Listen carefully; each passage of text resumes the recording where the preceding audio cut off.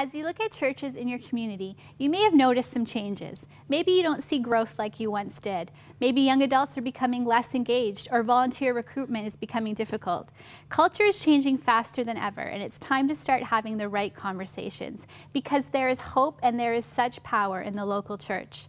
Lasting Impact, 7 Powerful Conversations That Will Help Your Church Grow by Carey Nieuwhof is just the book you need to help navigate through some of these issues. Carey, so glad to have you here today. This is a great book for leaders, for pastors, for anyone who's engaged in the local church and passionate about the local church. What inspired you to write this book? Well, I wanted to write it because I lead a church, and one of the struggles I have in leading a church is, how do you create a healthy church? How do you create a healthy climate? And as we've grown as a church, it's just been so important for us to have critical conversations about, okay, how does growth happen? How do you recruit and mobilize high-capacity volunteers? And so I listed 7 subjects in the book, one of which we're going to talk about today, which is so critical, which is the health of the leader.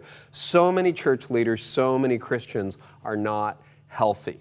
And I know as I've gotten healthier, our church, Connexus Church, has gotten a lot healthier. And so I wanted to help other leaders get themselves healthy and their church healthy as well. That's great. Well, I'm excited to talk about this. I heard you speak probably about a year ago, and you talked about a time in your life where you just weren't feeling good, and it's almost like you just wanted to go to the doctor and just get a prescription to help you feel better. That's right. That's but true. It was really a lot of these things here that helped you. My doctor was so disappointing because he said, you need to get 8 hours of sleep, you need to eat properly, and you need to exercise. And I didn't want to do any of that. I wanted a pill, and he wouldn't give me a pill. So I had to take my health more seriously. Yes. Well, let's talk a bit about this chapter, because it's called Are Our Leaders Healthy? And this applies to leaders, but it applies to parents, to everybody. It's all of us in the Family, church. Yeah. Yeah, for sure. So let's start down here. The first thing we have here is diet.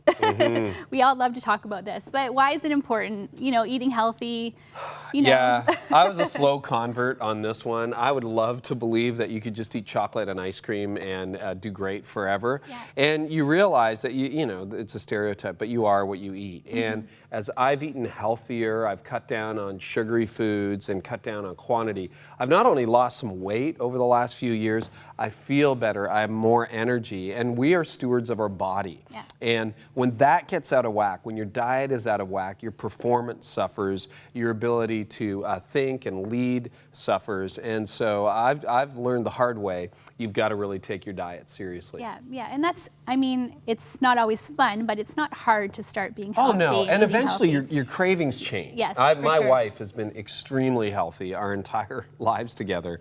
And so, you know, she sort of had her side of the fridge and I had mine. And now it's sort of combined into one. And I almost like kale, so there you go, almost. That's saying a lot. Okay, the next thing we have here is exercise. Yeah. I know what's your favorite exercise? I know this, but let's You know that, it's cycling. Yes. That's my favorite. And the thing is, I hate exercise, but I also know to stay optimally healthy, I had to start exercising. So I joined some gyms and it worked for a while, but now I just ride my bike. I've got it on the trainer now that we're sort of off the riding season outside. So again, it doesn't have to be anybody else's program. I just think if you're physically healthy, if you're eating well, you are going to bring far more to the table in life and parenting and leadership than you would otherwise. Yeah, and especially too for your mental health, I think, which is so important. So, yeah. Okay, the next one, this is one that, you know, for a long time in my life, I kind of prided myself on the fact that I didn't need a lot of sleep, but I wish I had learned at a younger age just how valuable sleep is, and just, you know, and people don't realize that. Yeah. So I burned out 9 years ago, and it was largely due to the fact that I had just cheated sleep for years. A lot of other reasons, but I now take sleep very, very seriously. 8 hours a night, 7 hours a night, 6 is sort of my minimum. And I just find, like, people ask me all the time, how do you lead a church? How do you write books? How do you do a podcast? How do you write a blog? How do you get it all done and still have time for your family, your kids? It's like, well, when you take your diet, your exercise, and your sleep seriously, it's amazing what you can accomplish. If you're walking around like a zombie, dead all the time, which so many people in the church and leadership and culture and business are, you just are not going to lead optimally. So these have become 3 core essentials. And again, read the scripture. The Bible actually talks about it. Yeah. You can buy Ezekiel bread, right? It's fairly healthy.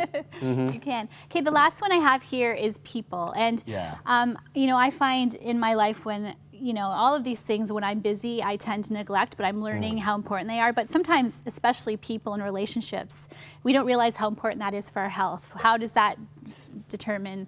That's a great question. And in ministry, I think in our lives, this is true of everybody, but especially true of leaders. It's a giving vocation. You give, you help people who struggle and you're trying to help them along. And often you've given, and you never receive. And so I've come to think of relationships that every leader, every person needs to have relationships where you give, but also relationships that are enjoyable, that are mutually beneficial. And so I ask church leaders all the time, when was the last time you went out for dinner with someone and had like a 2 or 3 hour meal and you laughed so hard you cried and you came home completely energized? Most leaders will say, I can't remember when. That's why you're walking around like a zombie. And you need to build relationships that give life. Because otherwise, if you're bankrupt, you got nothing to give others. So I just think it's like a bank account. You've got to replenish that energy and that relationship. So those 4 things together have helped me immensely over the last 9 years since I burned out. And I think I'm able to lead better today than when I was 30. That's great. Well, this is encouraging me and inspiring me as I'm trying to in my life get my act together. And this is just one chapter of your book. So I encourage you to pick it up. It's a great book. Lots of great leadership advice. People can get it at lastingimpactbook.com. Great. And you can get it on Kindle in Canada. You can buy the hard copy in the U.S. And so all that is right there. Okay, great. And also check out Carey's podcasts and blogs at careynieuwhof.com.